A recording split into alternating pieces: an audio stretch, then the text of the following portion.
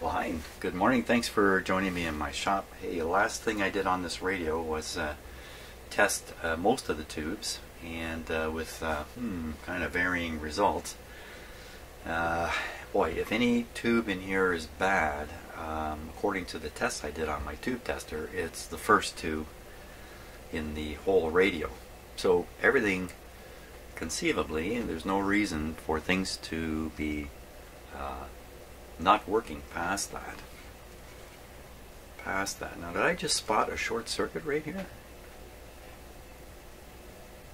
You know, I noticed this coil is knocked out of place. This one seems to be knocked out of place also.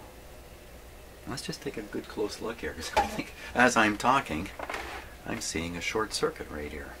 Let me switch to the close-up camera. Here we go. I didn't even finish my opening sentence here. I'm on my way already. What do we got happening here? Yeah. Wow, maybe not. And I'm looking right here. Wow, that doesn't get any closer. That looks like at the very least it's been pushed in all the way until this contact restricted moving this coil further. And at that point, it's probably sprung back ever so slightly. Wow, that's really hard to know for sure, isn't it? You know, you can't overlook simple observation as a key way to fixing radios. Let me just check this. Would that be responsible for the radio being dead? No, I don't think so. Might kill one band or do something weird to one band.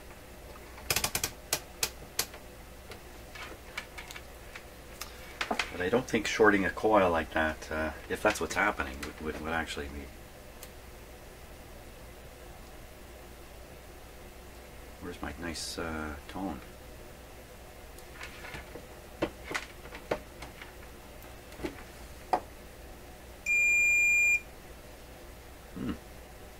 Something going wrong with my my test leads here. Good enough though. We can do the test, tone or not. Okay, I don't want to push too hard here. I'll make the short. No, it's not shorted. Testing. Not shorted. How close is it? Let me see if I can hold these here.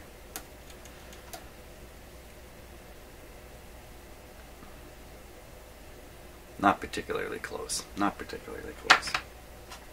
Let me bend it back out of there a little bit though. There we go. Now I probably bent it a little bit and introduced a short somewhere else. I can't see. Again, I think I'm just going to leave this coil as it is. How could these coils get bent? Who knows? Picking up the radio? I don't know. The back would have to be off to expose these coils to somebody. I don't know. I don't know. Or is bending them part of the process of setting the radio up originally? And I have some trouble believing that, but it could be that a technician has actually bent these, knowing from experience, and that maybe it quells some kind of oscillation. I really doubt it, but I don't want to immediately assume that these coils should all look perfectly symmetrical necessarily. Okay, human beings, we love our symmetry. Okay, so what am I going to do with this thing now?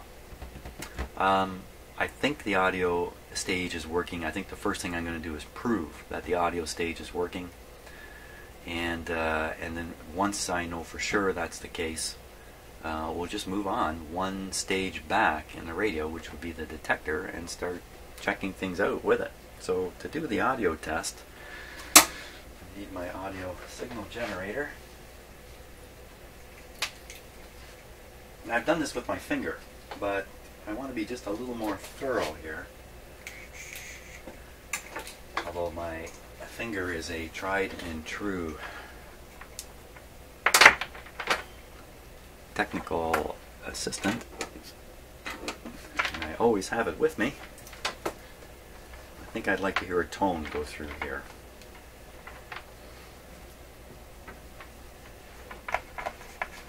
Now, first First thing I got to do is prove there's a tone there to be heard.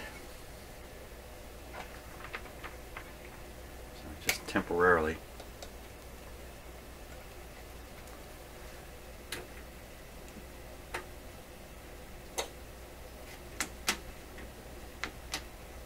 Come on, little guy.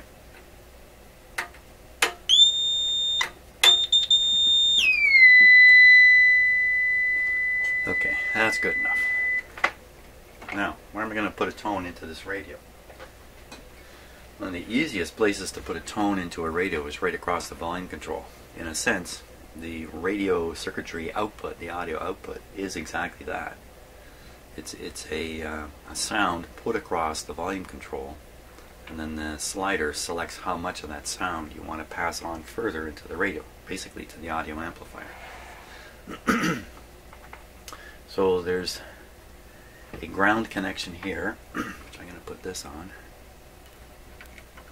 And then the other side of the volume control here.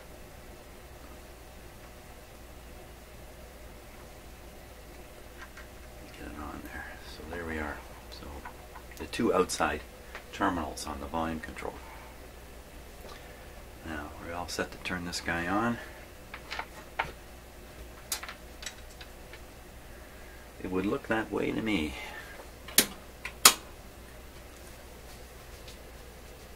Always, always, always turning things on with restriction, even if my intention is to run them full out. In my shop here, I just always turn them on with restriction initially.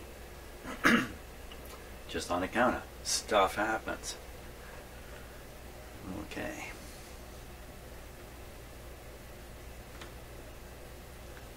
Nothing so far coming out of it. Of course, the volume's turned down right now. And I'm running on 90 volts. And Jim, how about a quick look at the calendar? There we are. Full moon tonight. Full moon tonight.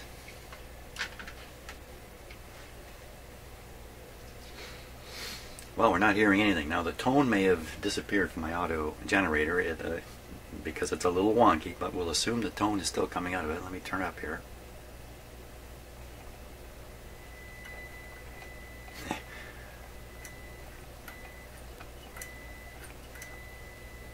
Sort of coming through. And the volume's up completely full. Let me turn the input level up a little bit here. Wow, that's not very good. That's a fairly high signal being put into the volume control. It's not much coming out of the speaker. So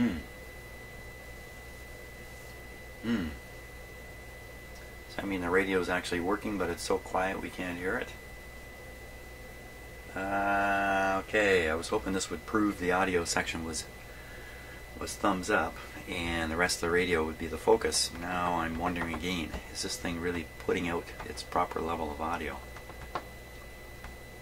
That sounds really, really weak. The volume up full. Okay, Can you tap on my fingers because I'm not sure what to do next. Okay, I guess I'm going to have to bypass the preamp and try to feed this signal right onto the grid of the output tube. And we'll see what we've really got. Now, the output tube, I'm still operating without a schematic, and it's not because I can't find them. Thank you, those of you who have sent me links to the schematics, not only for this model, but for the other donor radio also. But I'm not, I just haven't downloaded them, haven't printed them, haven't looked at them. I'm still flying without a schematic here, which I'm kind of doing that on purpose, just to add a little bit of challenge to it. But I have the feeling, I'm going to be looking at a schematic very shortly here. So if we want to go on the grid of the output tube,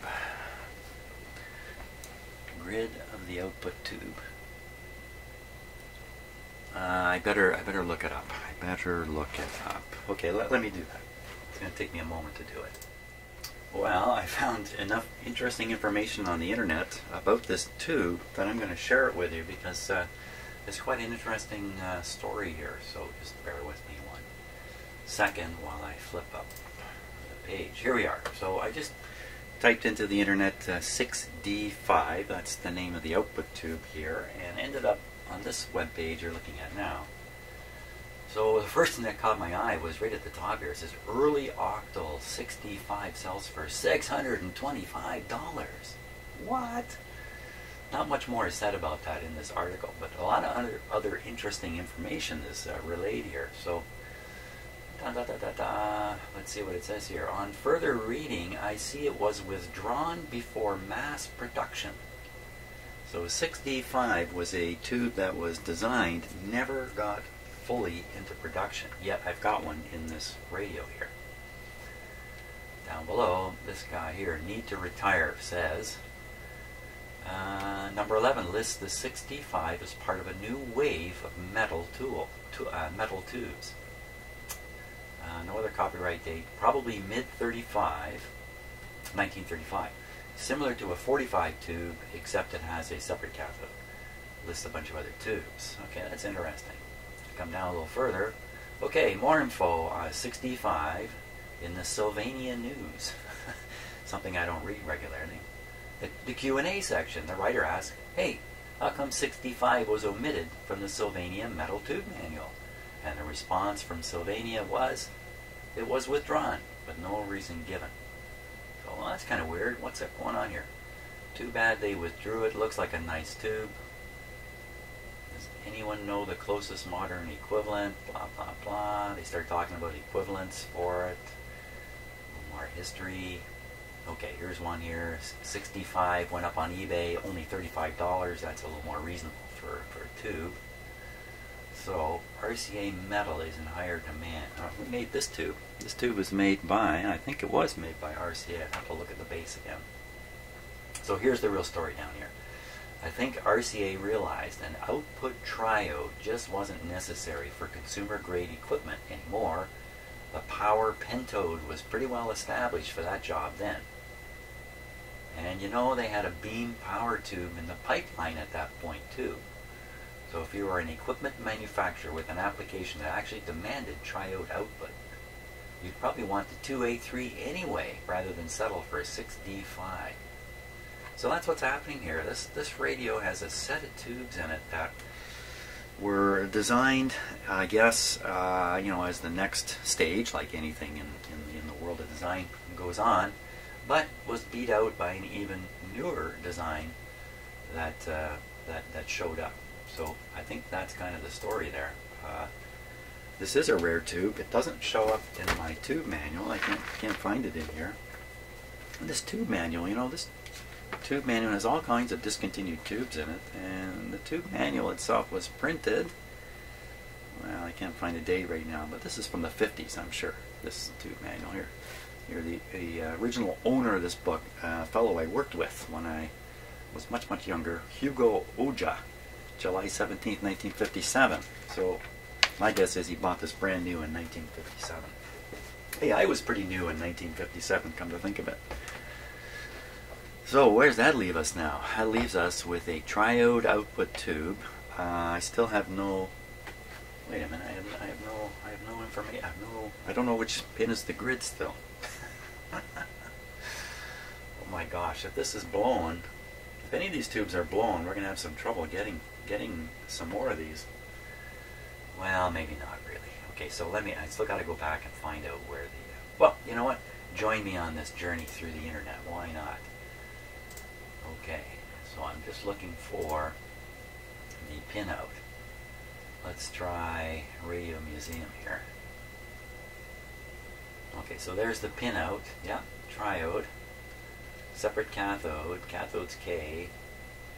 Grid is on 1, 2, 3, 4, 5. Pin 5 is the grid. Okay. Here it is in a circuit. Pin 5 is the grid. So, okay, never mind the dog. Just ignore the dog there. Now, pin 5. Pin 5, if I just touch it, it should reveal itself to be a grid. If I just touch it with anything, I won't stick my finger in there though, but we'll just use one lead of my voltmeter here. And we should hear some crackling. You know, something come out of the speaker. Pin number 5. Pin number 5. Number 5. 1, 2, 3, 4, 5 is this green wire here.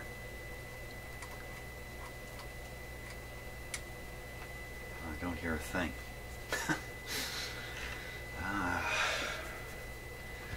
Okay, let's go around. Touch them all here.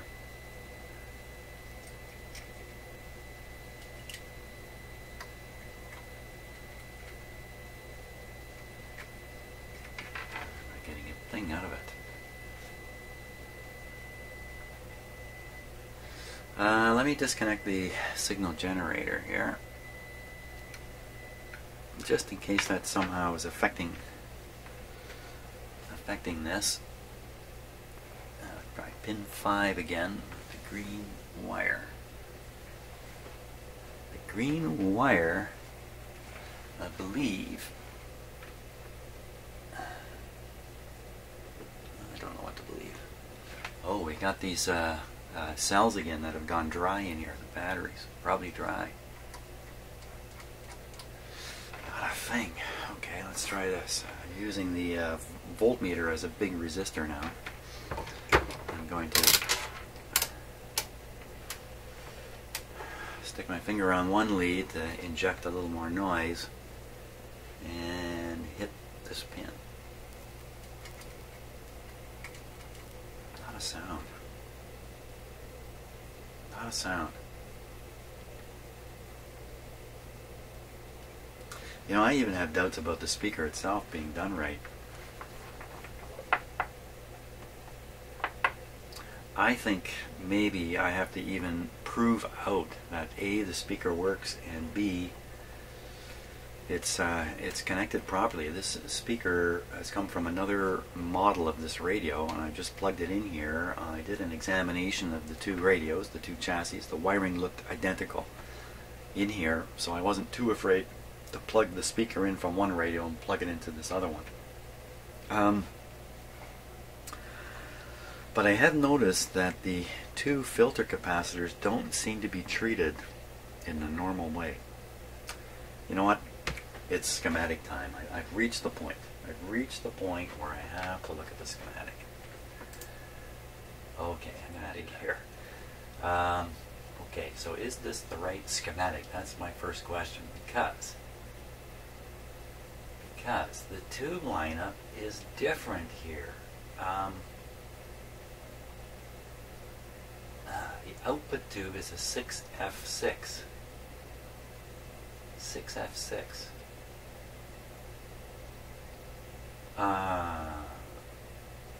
Oh. These are all different. 6A7. That sounds right. 2X3 sounds right for the rectifiers. 6X6, that's the magic eye. So it says up here, Rogers 1286, the Majestic 786, or the Deforest Prescott. So mine says Deforest on the front. Prescott.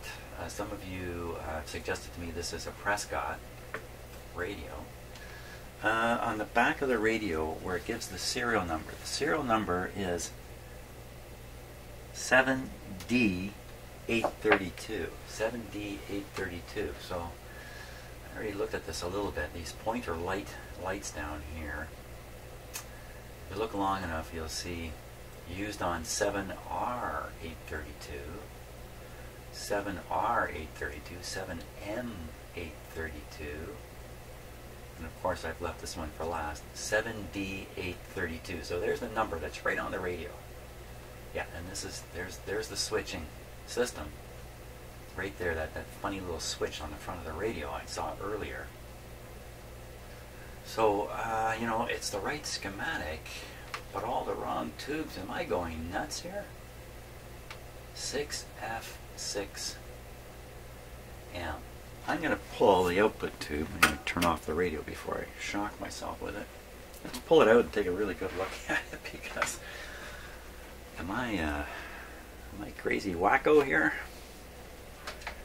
What is going on with this radio? Hang on one sec here. I just put this back like that. Let's see. It sets off. I'll pull out this tube.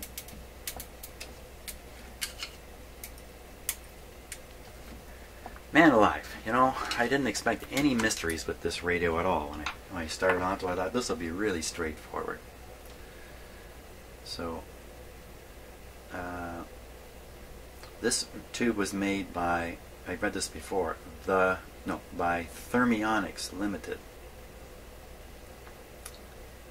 patented in Canada.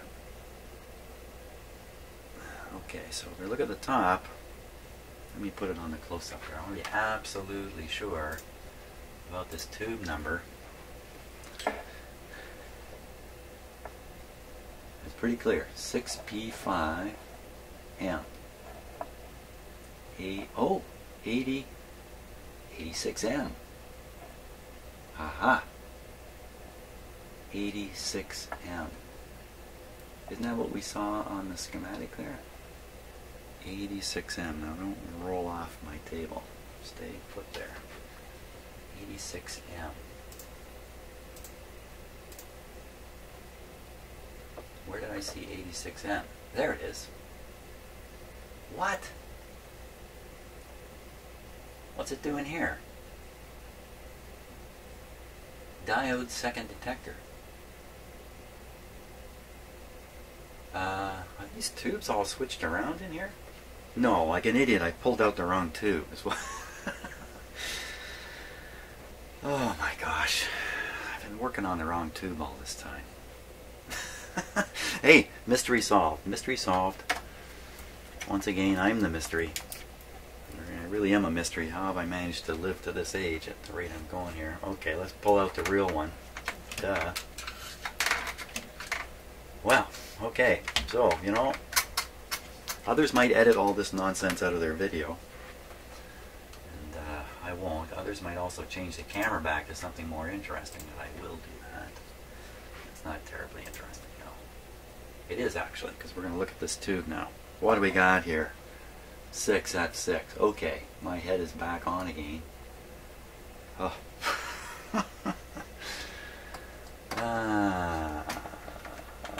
Okay. Okay, we can go back.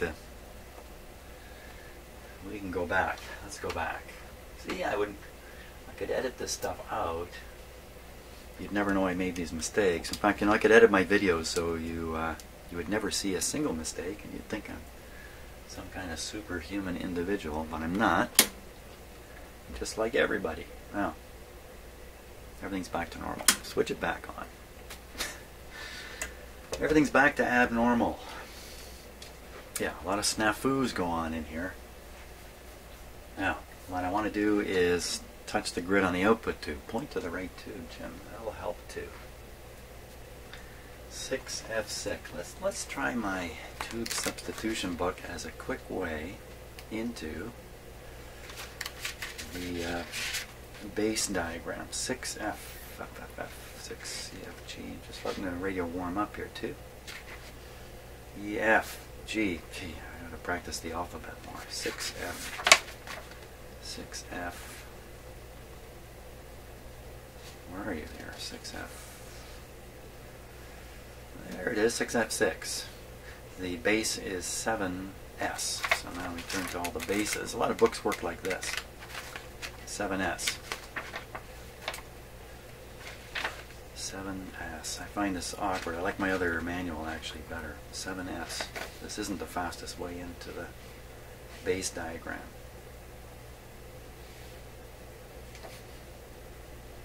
What?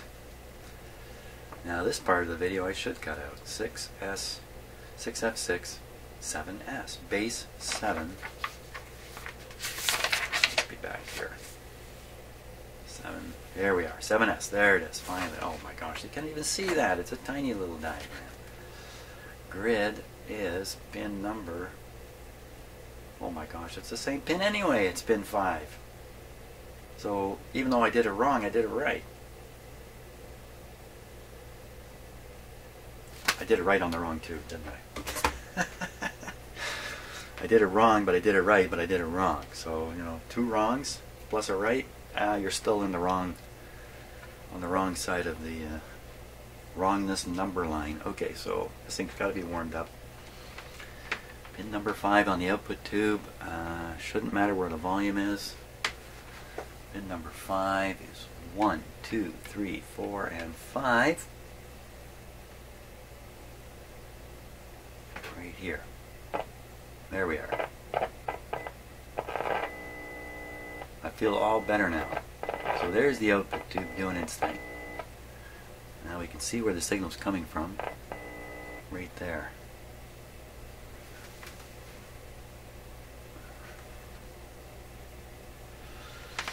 Right there from the tube before. So I'm going to inject a signal with my lead right onto the grid of the output tube. Let's have a listen again. Calibrate your ears. I'll now do that on the plate. It's the same connection. The other side of the capacitor is blocking the DC from the grid. Get the same thing. And now onto the grid of this tube. A lot of funny things happen there. A, it's not much louder. It should be way louder. This should be lots louder. I've still got that deal where it seems like touching the grid cap. Let me just flip cameras here. Oh, I can't actually flip cameras. I can do this though. So I'm just touching this grid cap here.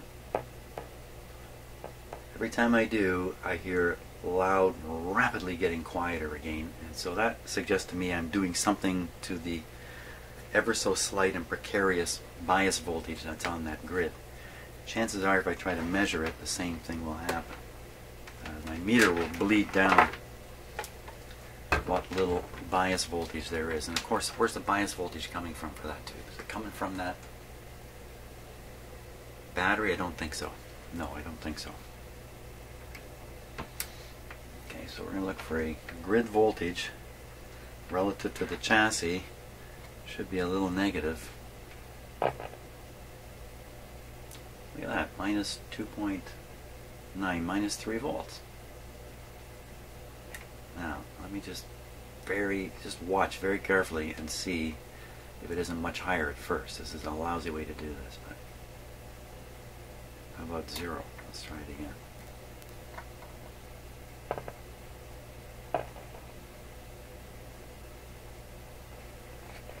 I didn't see anything like that. I had a little trouble making a connection there. Seems pretty solid at minus 2.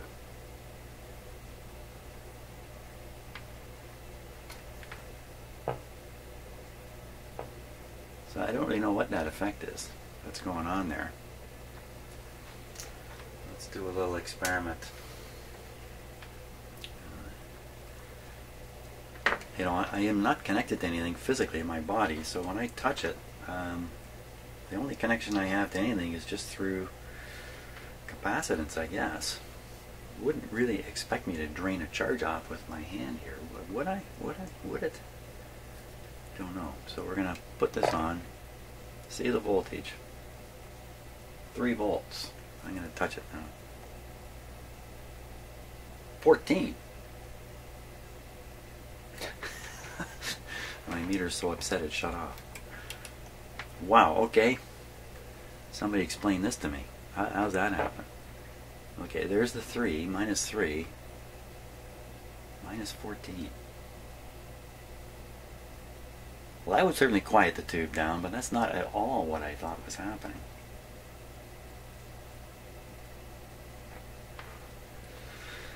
So maybe it's self-biasing, and when I touch it, I'm putting a big whopping signal in there, and that's driving the bias through the self-biasing process, which you'd have to read up on. Self-biasing tubes. let's look at the schematic and see if there's any explanation to be found there, or just more massive confusion on my part. Let's see. Okay, so we look at the I'm going to point with my finger. So here we have the output tube, and the input to it is coming from here. There we are. There's the grid, there's the cap, there's the battery. Huh? So maybe the volt and a half or so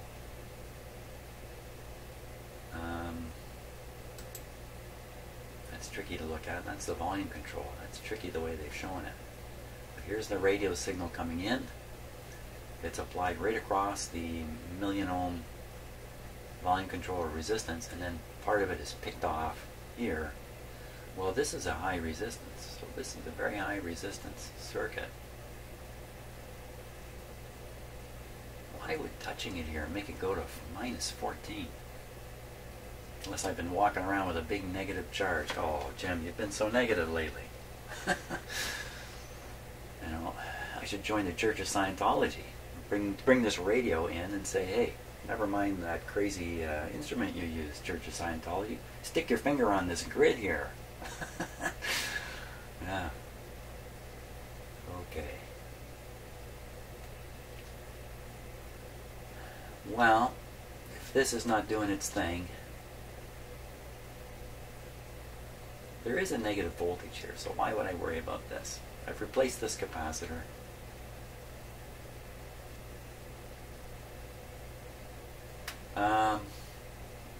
Let me shove the audio signal in. I've already done that. I shoved the audio signal across here. Got next to nothing.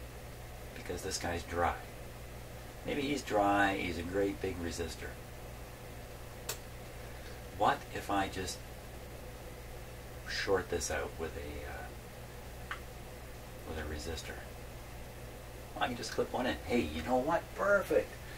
I've got a decade resistance box to hook up to this and fiddle around with. Although it is a high impedance grid circuit, I think I can still fiddle around a bit here with a resistance box. There's an idea. Sounds like fun. Okay, let me set all that up. We'll see what we'll see what happens. Okay, so I got my resistance box out now. A buddy of mine picked these up for me at a ham fest, and I've only briefly tested them. So let's double check it rather, before we put it to work, because I know it's not perfectly calibrated anymore. All a resistance box is a box full of resistors and a switch to select among them. So look at that. You see many choices.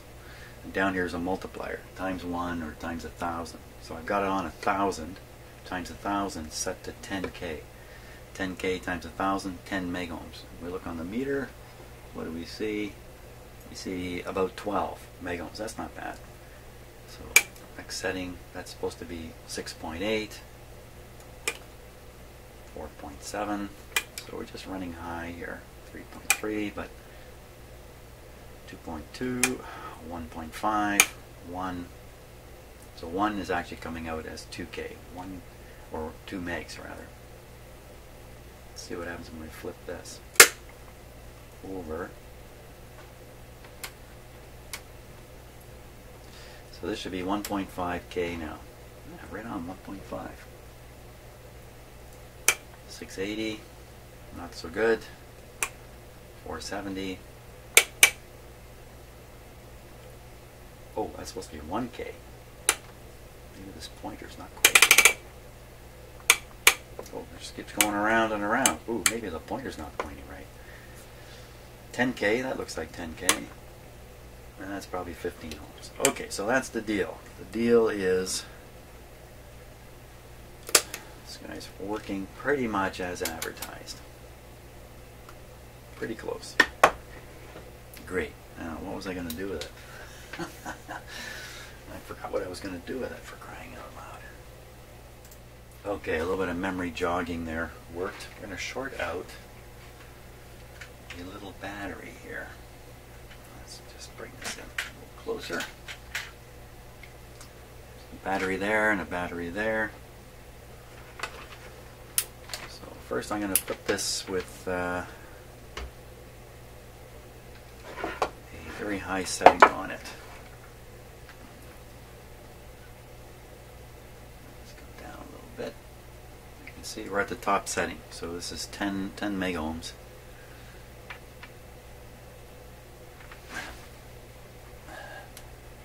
Here. Ooh.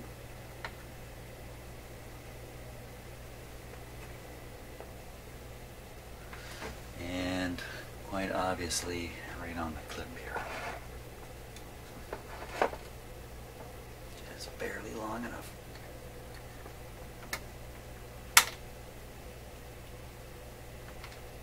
There's a pretty big clip leads here that can easily short stuff out. Okay, how we doing? Now, what have I got coming into this? I've got nothing coming into this, so I want to have something coming in, some signal coming in here, audio signal, preferably. This is my audio signal. I'm going to put it back. I'm kind of losing track of what I'm doing here, but I'm just going to carry on. More things you don't want your dentist to say while he's drilling your teeth.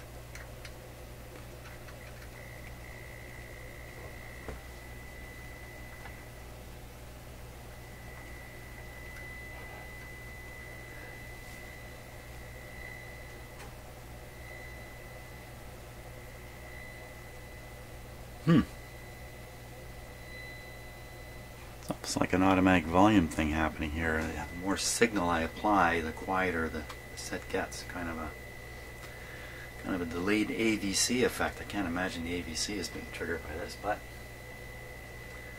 who knows? So the objective now is to short out this battery progressively with less and less resistance.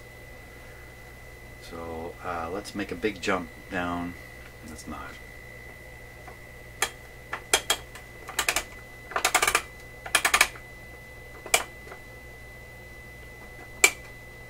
Back up. Something happening. Oh boy.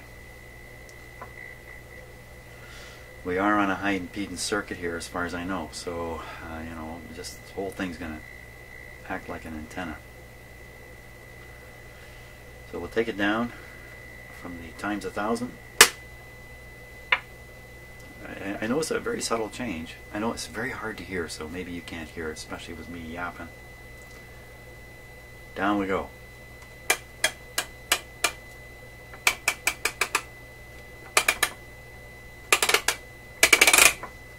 So the only difference is the very high resistance doesn't have much effect. You bring it down to I don't know, 10,000 ohms, and it seems to have a very minor effect.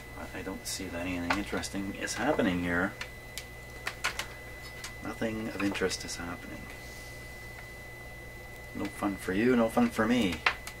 Let's make it more interesting. Let's watch the bias voltage on top of the tube. I'm going to clip it. Clip it to the grid.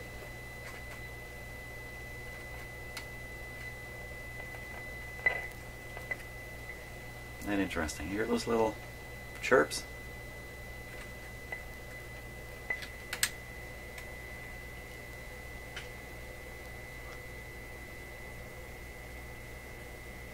Okay. Now I'm on the resistance scale. That's not going to help. Okay. On the volt scale. Where it should be. -1.5.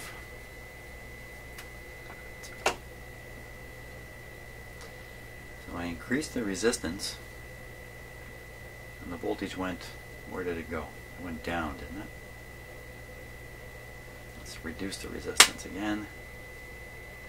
That seemed to work its way back to the same amount. 1.5 volts. Wow, suspiciously that's a battery voltage, isn't it?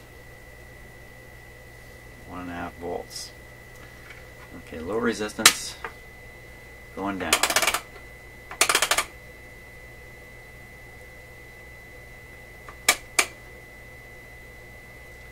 Now from a very low resistance, 15 ohms, up to 10K. Maybe that's still producing a bit of a voltage, that battery. I never checked it. Let's vary the input signal here. See what kind of nonsense that causes. Oh my, look at that. Just shut down the audio and the bias voltage disappeared. Self-biasing. Let's turn it up again. A little more. A little more.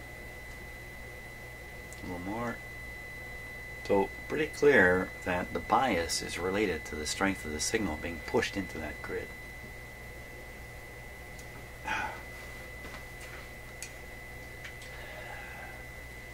Now, you know, a good portion of the time I spend in my shop is not exactly fixing the radio. Sometimes it's really trying to expand my knowledge and understanding of things, especially when I find what to me seems like a weird stuff here. The whole thing seems weird at this point, so that triggers me to spend time trying to learn something here, because I imagine that's basically the problem. I don't understand something. So we go back, we'll take a look at that battery deal right here. Right here. So this is what I've been putting a resistor across. This grid is basically goes to ground through R1. So if you turn the volume rate down, that would be this way. You are essentially putting more and more of a ground onto the grid. If you go the other way with the volume control, you turn it up towards the high end, you've now got 1,000,000 ohms to ground.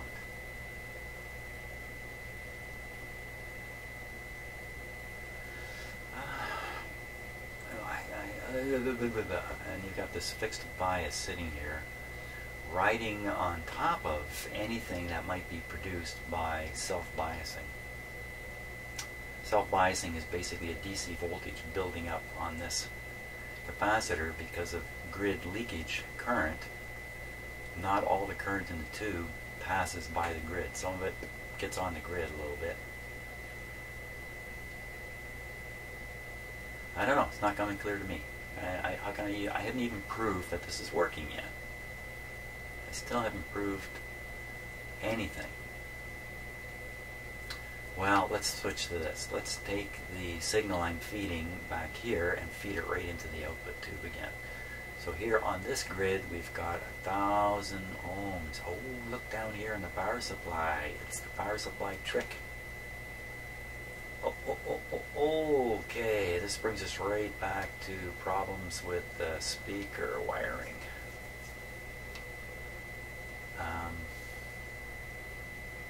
Where's the speaker on this diagram?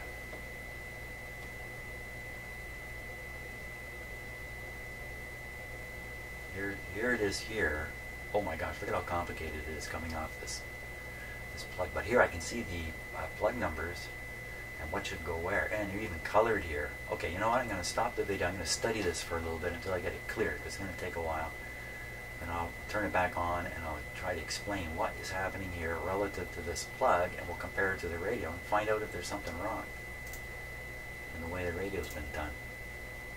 So I shall be back momentarily in video. Okay, I got curious about something else I'd noticed earlier, and that's the low B+. So let's just check maybe the B+ is so low the radio can't operate. One of the tubes isn't operating, or something's out of whack that way. So the current B+ level is 100 volts. And right on that schematic it said it should be 240 volts. That's a long ways from 100. So I'm going to put the radio on full power here and see what the B+ really rises to. How often have I run this thing full? Not much. Oh, what was that interesting sound?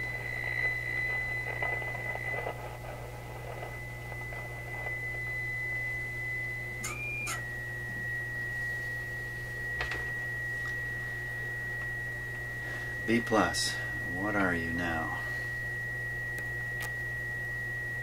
Well, look at that.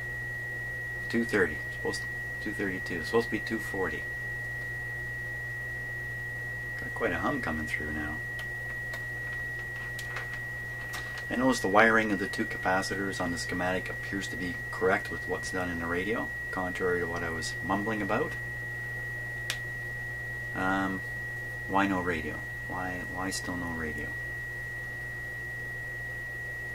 We got the right B plus.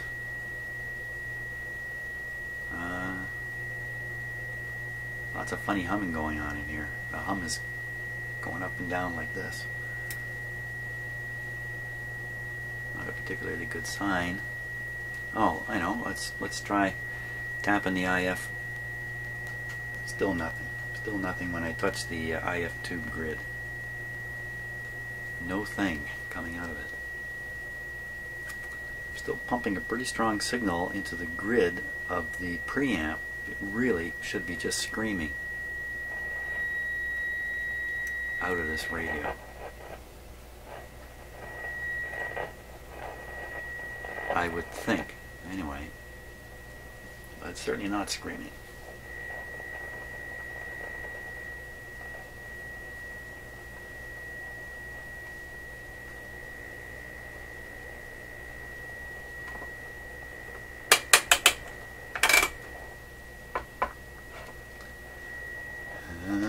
Okay.